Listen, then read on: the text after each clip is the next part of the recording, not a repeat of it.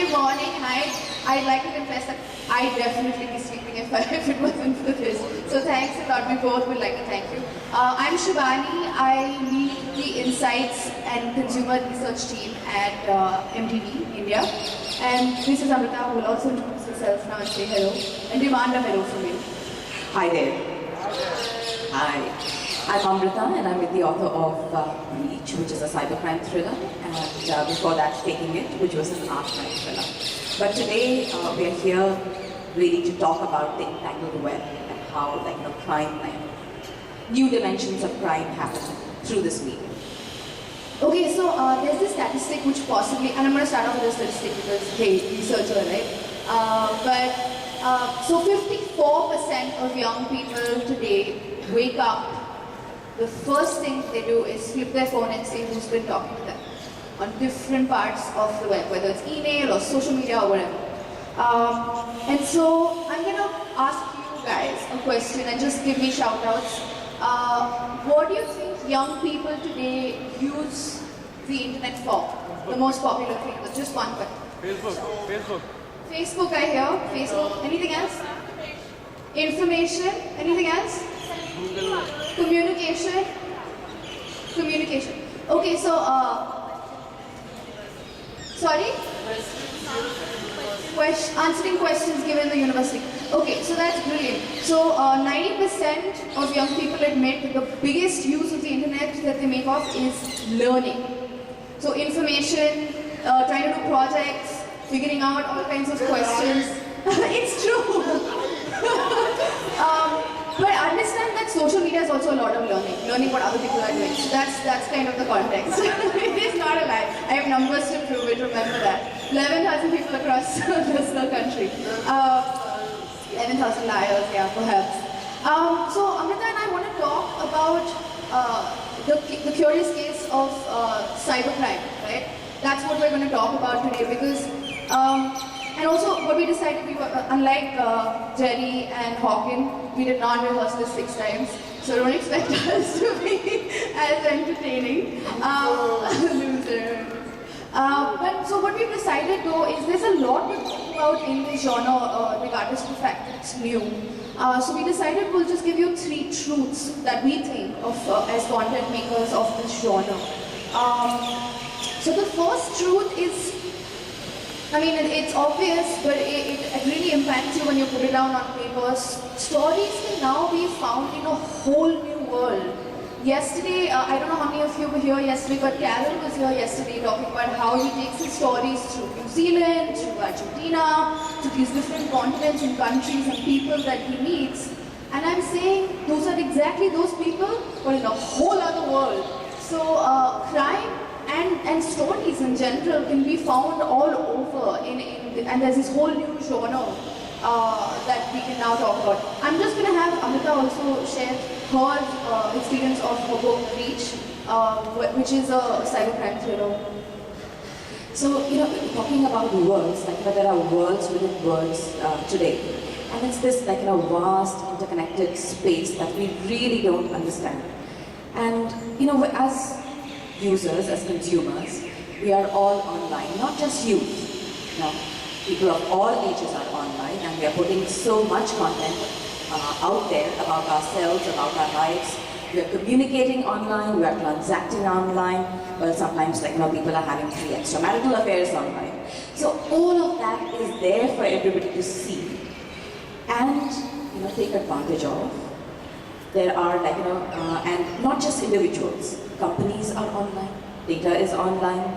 Governments, to a large extent, are doing things which, where different parts of what they do touch this digital world.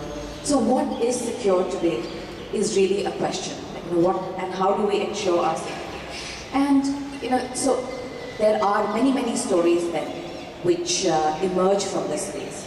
And initially, when I started crafting Breach, I had this story of this young girl, Madhu, who's facing cyber stalking and cyberbullying, and that is a very common factor. Today, when you ask young people, it happens a lot. And it's very easy to increase that bullying because you just put it out on a WhatsApp group and suddenly messages spread like wildfire. It's not just you, but everybody in your aunts, uncles, it's all very interconnected. So things spread very fast. But as I was researching it, I met a lot of and I like a lot of research when I write. So I met a lot of cyber security experts, a lot of people who were engaged in that area. And then I started realizing that the story is actually much wider. So I didn't want to really limit it to one strand of this young girl and her journey. But then it got layered with the journey of Veer and this company where there is this large experiment program that is happening across countries for a new medicine for cancer, and the data gets stolen. And that story then allowed me to explore in much greater depth the wider landscape, so to speak, and all the larger story elements around corporate crime, about how it becomes personal sometimes, about how lives of not just individuals but companies, competitors, and so on interact and intersect. So that to some extent was where I started the story from. So what happened with us, with Web, honestly, it was also a rendition of, has anybody heard of Catfish, MTV Catfish from their programming abroad? Catfish is about online dating. It's about young people dating online, and then, it's the usual story of dating somebody and finding out that there's a whole other person on the other end. Or that person doesn't even exist. That kind of a thing. And so MTV Web started like that. We decided that we wanted to, two things that we wanted to do. One was we wanted to tell a story because that's what we do. And the second thing that we wanted to do was make young people aware of the things, of this world that they were in and the things that could happen to them. And so, yeah, so when the team is not as young as our audience, so we're sitting there and we're thinking to ourselves, what are the stories that could come? Is this an exhaustive sort of limited topic? Because what are the things that could happen? Online dating, MMS, that's it, right? But we started thinking about concepts. We started doing a lot of research, talking to lawyers, talking to cops, things like that to find out stories, because our story was a reconstruction genre, which essentially means each episode is one story reconstructed. Of course, it's dramatized and there's some amount of fiction in it, but there's a nugget of truth in this. And so what we found was, for example, cyberbullying. I don't even understand that concept. I can understand going to school and somebody physically bullying you, but before we started working on this concept, we didn't understand what's the power of cyberbullying. We didn't even understand how a young girl could be harassed on their social networks, and that's the story right there to tell. And these are stories that you don't even know are happening because this is this whole new world, right? So that brings me to the second truth. That Amrita and I were talking about, which is in this world, in the world in general, nothing is white and black, but in this world especially, nothing is white and black. Everything lies in grays because it's a whole new world. Nobody even knows, that the lines are so thin between good and bad, between black and white, between what is right and wrong. Let's take a very simple TV example, Dexter. How many of us have watched Dexter? Right, all of it. And he's a great guy, but he hacks people. That's what he does. He hacks them. He's a good guy who's killing other serial killers. You don't need an answer. Yeah, sure. But it's a great world. It's a world where this black and white just doesn't exist. And I think some of Amrita's characters, like Raghu, for example, is a kid who gets into this. I'll actually have you explain. So, there are many shades of grey in this world, and primarily it is coming from this fact that, it's so new. So we don't know to some extent what the boundaries are, and the boundaries keep shifting, as this world keeps evolving at a very fast pace. And, when I was, so there is Raghu, for example, in this book. He's this young teenager who, to earn some extra pocket money, is downloading or illegally hacking into music video sites and into gaming sites and getting the files and selling it on the grey market. Now, somebody just related to me a story that this was a CEO of an Indian company. It's a large Indian company which runs these gaming sites. And he put up this game, which was a competition, and there was this mega prize. And suddenly, 2 days later, his 10-year-old nephew comes up and says, you've got to give the prize to me because I've won 100,000 points. And this guy got really surprised. So this is a true story? This is a true story, yeah. Okay. And the guy got really surprised because the maximum points that you could get in this game were 1,000. And he said, come on, you're lying. You're a kid, you're lying. You couldn't get 100,000 points. And the kid said, no, I've hacked into your game. And I can give myself whatever points I choose to give. So here it goes. Now, so there are these kids, and let's not call it just kids. How many of us have seen a movie through a current download? Any hands? Is that legal? Not really, right? So, the boundaries are really blurred over here. There are a lot of things that we shouldn't be doing. The whole demise of the DVD industry and the CD industry is probably predicated on the actions of an individuals like me and you. And that's the world that these characters inhabit. And that's the complexity that these people face with. Now this was at a very fun level. Now let's look at the other level. You have companies who are looking at security, and there is a band of ethical hackers. Increasingly in India as well, there are companies. The former DGP of Maharashtra has set up his company, and he's got a mix of offline and online security that he offers to companies, to governments, and so on. Now, a lot of these ethical hackers are really they are hackers. Can you trust them? Do you know when you are employing somebody, are they on the right side or the wrong side? What if they just go the extra step and extract the information out? Again, those are dilemmas that I live with in the characters in my book. It's very much there. And when I speak to these ethical hackers, and I met quite a few of them in India while the research, their very question was, how are you portraying us? Because look at us, look at it today. Snowden and Assange, are they heroes or are they villains? Because the laws, privacy laws, laws to protect ourselves from companies, from the government, those are all big question marks of our decade and of our of our times. And the jury is still out. So I think it's very interesting then to be able to weave all of those into into a narrative story and create characters that inhabit that grey zone. So with MTV Web, which is the show that we do, if you haven't got onto that yet, it becomes even more, and I was telling this to her yesterday too, it becomes so critical that because you're teaching on a large scale, you're teaching these kids what is out there, and what you should or should not do, perhaps. And that's the sort of their interpretation, derivation from it. But so then it becomes very critical because young kids make these mistakes on the web because they don't know any better. They just don't. Let me give you a very simple story, which is also horrifying, but it's quite simple. There was this, I didn't tell you this yesterday, but I just remembered it. There was this kid, there was this couple, a 16-year-old couple. They were dating for less than a few months. They had sex, and the girl had gotten pregnant. This is of course a true life, true story. And they were scared, as any 16-year-old couple would be. And so what did they do? The first thing that you're now, kids this generation are taught to do, go online, check how to get rid of this child that she impregnated. So that's what he did, and he found all of these ridiculous solutions, and the girl took some of those solutions and she ended up dying. Yes, it's a horrifying story for a Sunday morning, I'm sorry, but the truth is that in this case there is no victim and there is no perpetrator.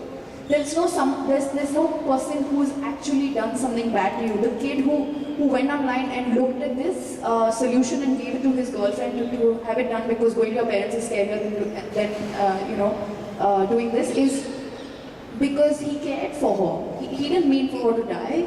So it's a very, very no black and white situation. This entire world, Assange and Snowden and all of those kind of hackers it's so tough, but even with young people, it's so tough, and there are so many stories to be taken out, and makes this genre even a little more complicated, and therefore so much more challenging to write about. Okay, so there's our third and last truth, which is just tell your story. It's pretty simple. It's probably true for everybody else, but it becomes more true for us because as a researcher, when I go out and talk to these young kids and I say, or do you enjoy watching MTV Web? And they say, yes, of course we do, but sometimes we have to hide and watch it. Because our parents say, तुम देख लोगे, उसको फिर you will copy it. You will do the exact same thing. And that's a question that I think a lot of authors and speakers were asked as well yesterday, that when you put out crime fiction, do you feel bad that perhaps you're encouraging some people to do it, to replicate what you've said? And I think we should just remove ourselves from judgment, remove ourselves from that kind of layer and say that, look, we're here to tell a story. Let's tell a story independent of that, right? Absolutely, I couldn't agree more, because ultimately it's about creating those compelling characters. It's about how they move in that divide of black and white and grey and so on. And they need to connect with the reader, and they need to tell their story and tell it. And I think that's the beauty of writing a crime thriller. That you can bring in, as Hawking was mentioning before, that you can bring in elements in society around us into fiction and reach to some extent. That's what it's it's doing. It's looking at cybercrime as it's affecting young people, as it's affecting companies. But it's not just that; it's a lot more layered. So we've got cancer and cancer research and patent laws and how medicines and companies are treating that. If we look at India, we've got a huge prevalence of these diseases like diabetes and cancer and so on. So that element again, is introduced as a flavor into the book. But ultimately these are all flavors, and ultimately it is the story of the characters, and that story is paramount, and that's how it needs to be told. And I was just reading through. So there are messages sometimes, subliminal messages. Okay, stay safe online. So yes, clearly, this book will tell you that you need to stay safe. And Madhu, the young girl who we meet at the beginning of the story, who's facing cyberbullying. Towards the end, she finds courage within herself to say, "I will not be a victim."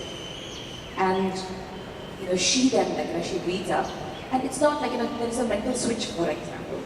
We all have against cyber tech, not as users, but as understanding some of the background details behind it to protect ourselves. It's not that hard, and she goes into it and learns how to take charge of her own life. And those are the kinds of stories that you want to get through them. So just before I open up for questions, I just want to, I read Amrita's book before I got here, and the first thing that struck me was the ridiculous amounts of research that has gone into this, because even I don't know apps that exist, how to hack, how to do a whole bunch, because like I said, this is a whole new world that I don't know jack about. So when I read the book, first thing that struck me was, man, she's done a lot of hard work in this book, So I think that it's fair enough. I think you should tell us a little bit about how to be you, how to research like you. No, I think it's it's getting the detailing right. It's a texture at the granular level. The book needs to stand on its own, and it needs to be true to the cosmos that you're trying to represent. Right? So it cannot skim at the surface. Yes, there is a story. And the story has its heroes, its villains, its emotions, its highs, its lows, heartbreak, love. Everything is there. But there is a certain granularity to the setting of it. And that setting, to some extent, is our lives as we live it. The world. This world with its ever changing every day, something new comes up. Just yesterday somebody told me about this app, and it's a 200 rupee app that you can buy on your feature phone. And any message that you send out on it is it's fast. And not only that, like when you send a message to somebody, if they have received it on their phone on this app, they have the power, or like you have the power to erase the message from the receiver's phone. Now, these are little granular details, and if you don't add it, it's it's not going to add to the flavor of the book. And I think that's why that research is important, but it needs to be injected into the story lightly, because ultimately it's about an engaging story. Logic becomes even more complex, right, with this world. Yes. It's got to be, it's like a braid. You're weaving multiple strands, and you just need to ensure that it's braided correct. Okay, so with that we're done with our 2 cents on cybercrime. So does anybody have any questions that we? Hi, Amrita, I'm Shreya. You had said, when you give information to, you have the ethical hackers, so you have to trust, do you trust them or not? But don't you think you don't need a hacker? Since I can put out anything on the web and anything can be used against me. Whether I write an article, whether I just tweet out something, oh, this food is so great, or the food is so bad, very, harmless details. So people can use anything and everything against you. So what do you have to say about that? I think the hacker syndrome doesn't really apply. Yes, so that is the other aspect of it, that we do put out a lot of ourselves on, on the internet. Every tweet that we put out, is stored in the US in the Library of Congress. In India, if you ask Twitter, they will be able to dig out any old tweet that you have put out. So people, and especially a lot of us don't really think about these things, and that sensitization is probably coming slowly. Maybe it's everything has collided in India at least. Within the span of 5 years, we've really gone from being neophytes in this world to using it incessantly all the time, and without fear. And maybe we should fear. Yeah. But there are elements of hacking, especially if you're looking at protected data, if you're looking at companies having or your online financial records and so on. I mean, how many times do we for example, we give out, if I'm buying a new phone, for example, right? I'll just go to the shop and I'll tell the guy, bhaiya, just port my numbers into this new phone. Now, I don't really know, that guy sitting there is quite savvy, much savvier than I am. And I don't know what's happening with that data. And, I don't know how many of you store information on your phone, but I, for example, would have, say, some check privilege numbers, or you need an account and a password for everything today, and some we remember, some we don't, and all of those could be stored there. So how safe is that? So I have some kind of creepy examples actually. What happened was, so I started my career with Google, and if I could marry Google, I would, because that's how much I love them. But having said that, recently what happened was we had a Google Maps app open, and we were somewhere in Bombay, kind of navigating our way. We were close to the airport, right? And there was a little notification next to the airport mark there that said 25th December, 8:55 a.m. I have no idea what that is.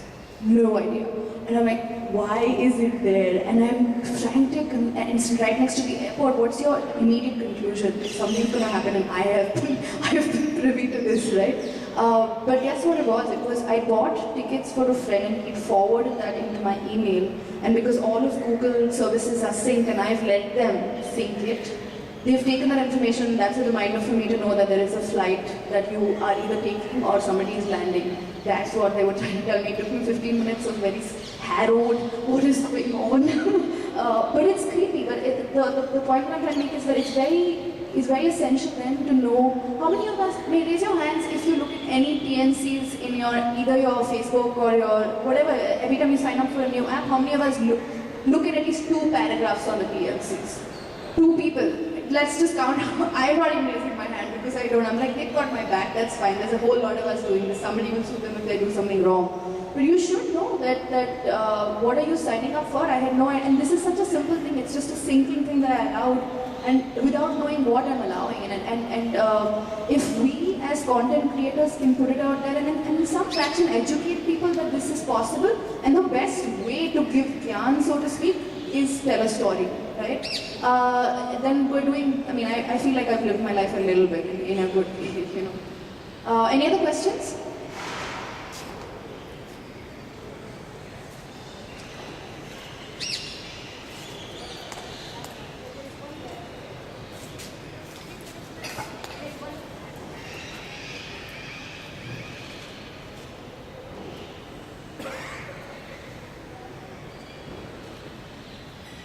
Do you see more regulation coming to this world in the wake of the Charlie Hebdo attacks? I mean, there was a report that David Cameron's going to ask President Obama to,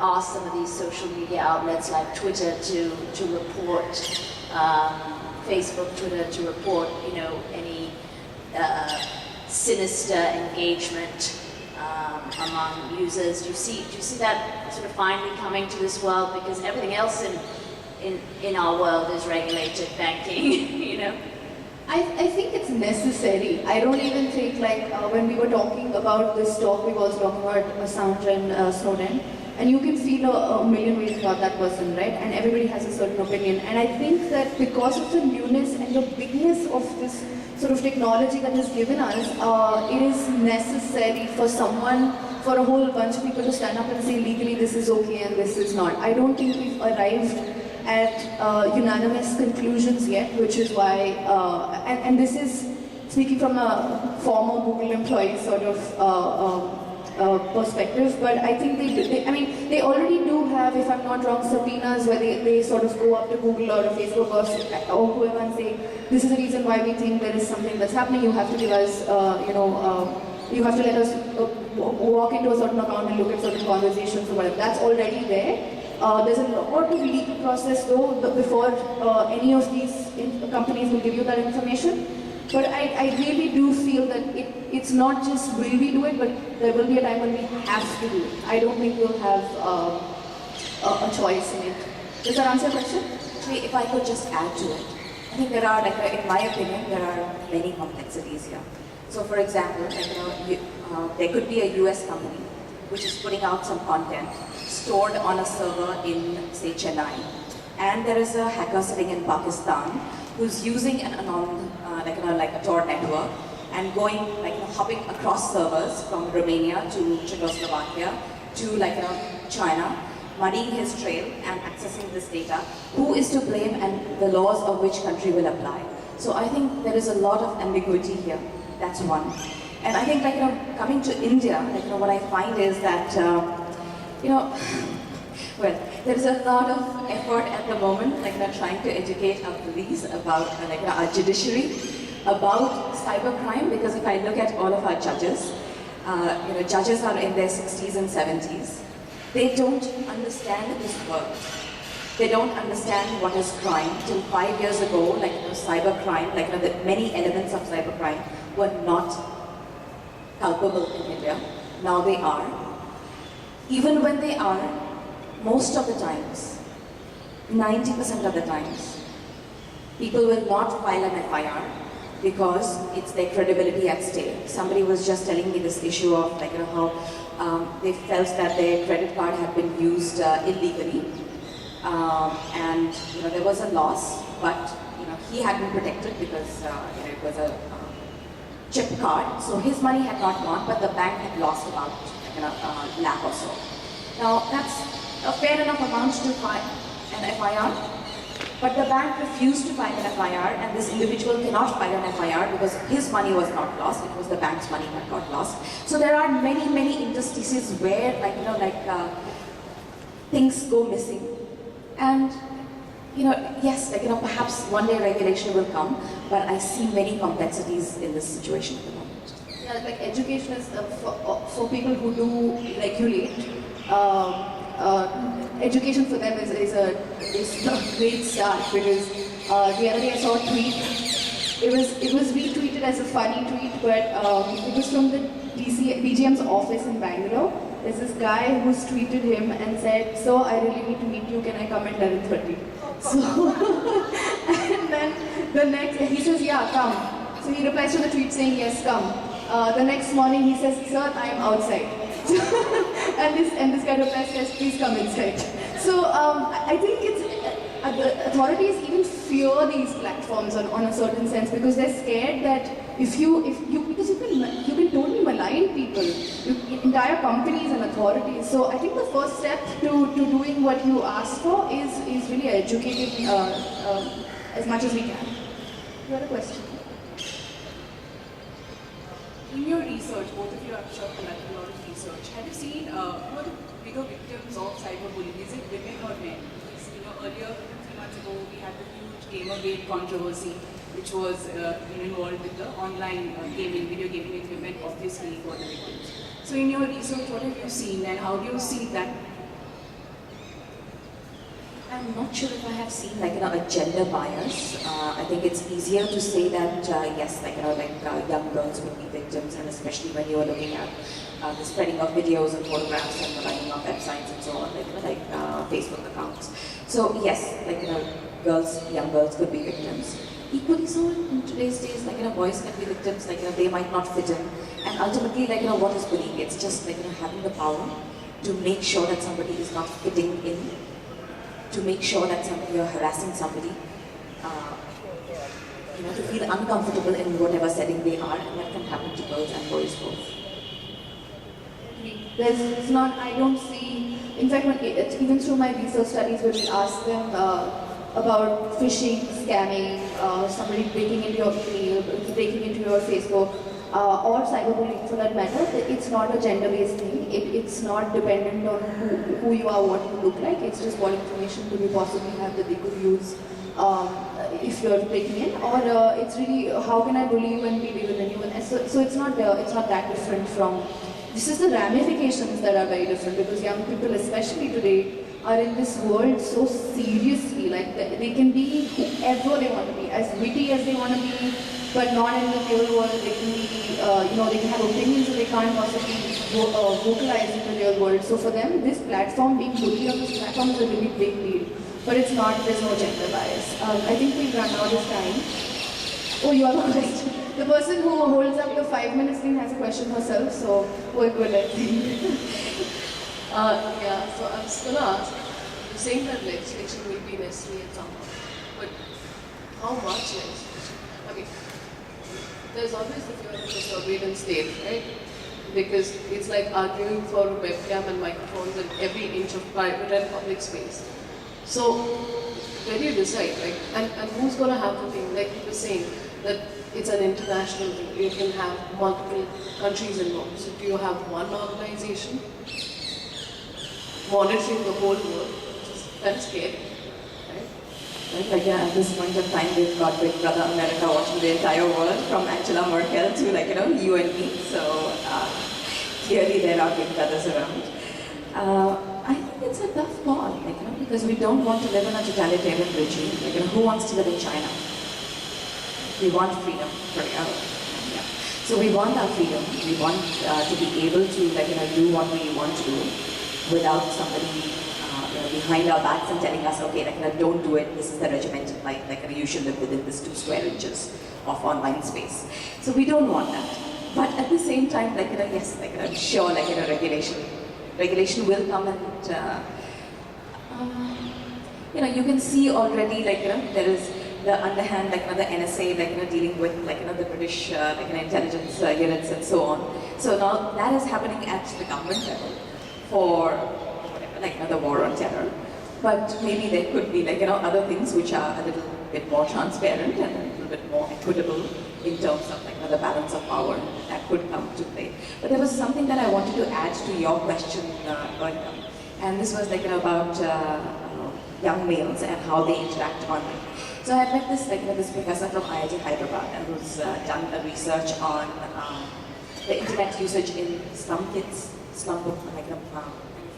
boys who live in the slum areas in India, in Hyderabad and Bangalore, and that sort of informed one of my characters, is the slumdog hacker, as he's And it's quite interesting that these young boys are all online, using fake IDs on these little phones, which are non-smartphones. So these are very basic phones, and there is a software which then allows them to rip. So they install this little app on it, which allows them to rip pictures of the web and create these have a interactive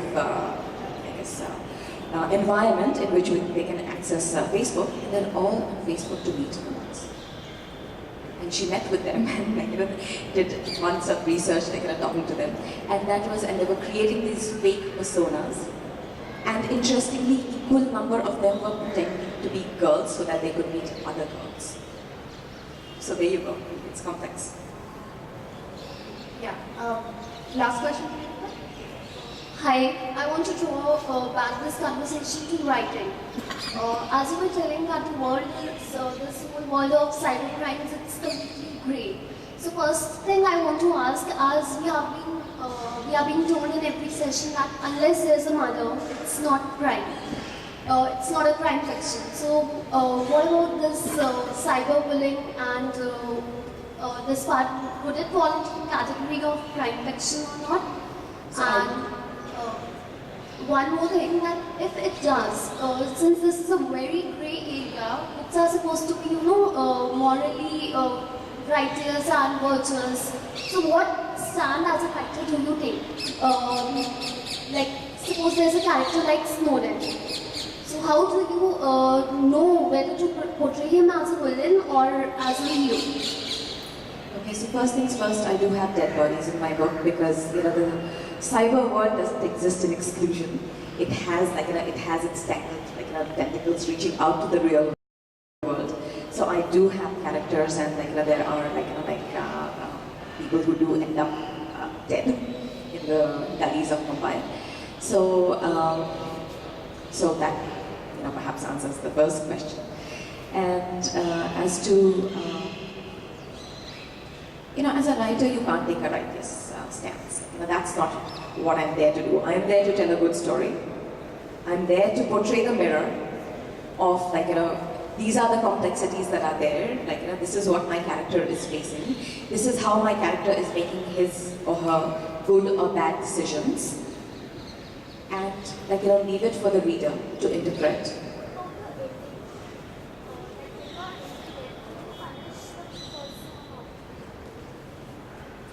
I want to ask, when you are ending the book, what do you do with that character? You have to show him being punished or things being solved completely. So in that case, how do you judge whom to? So I personally like a different and unexpected ending. So I hope you read it and figure out, because resolution, yes, you want some resolution, but 100% resolution usually doesn't happen in real life as well. There are some things that remain hanging, so to speak. So I just quickly want to say that I differ at the pain of a lot of people not liking this, but I definitely differ, especially in this world. I definitely differ with, you don't need a dead body. You definitely don't need a corpse. Crime can be committed in this world without even touching that person, really speaking, right? And so that's the answer to your first question. The second one is that I genuinely think that she's right. There's a resolution, there's something that it all ends in a certain way. Good, bad, ugly, doesn't matter. I also don't think that the author, especially in cases like this, if you're a content creator, I don't think you should pass a judgment, because I don't think any of us, because it's such a new world, have the right or have the right knowledge to be able to pass a moral judgment, especially. Okay, so I think she's like, get off now. Thank you again for coming on a Sunday morning and listening to our tales. And have a good day. Thank you. And thank you to Mita and the festival for calling us and having us. Thank you, Amrita and Sumeli. That was really, I'm sure the few people who are here have enjoyed it a lot. We will break for tea for 10 minutes. I'd request my speakers to proceed to the banquet area for tea, and the rest of you